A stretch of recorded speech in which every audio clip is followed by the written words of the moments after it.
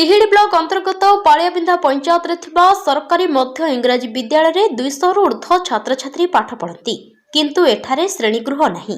जो घर अच्छी ताहा भांगी गलानी। एहा काहाको देखा जाउनी। प्रधान शिक्षक जेते अभियोग कले भी केही सुनुनाहांती। जदि किछि अघटन घटिला सेथिपाई दायी किए हेबो। आसंत सुनिबा प्रधान शिक्षकक प्रतिक्रिया। सर आपन नाटा कोन? मो ना होची दीप्तिकांत पंडा। सर आपन स्कूल समस्या कोन अछि?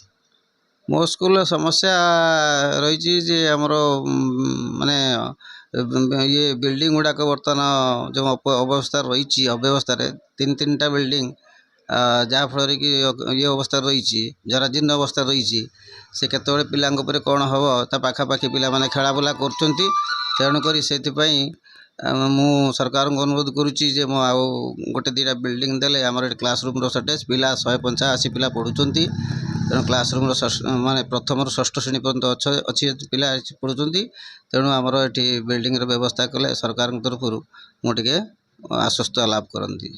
सर जो आप विद्यालय जो समस्या अच्छी बाबद के को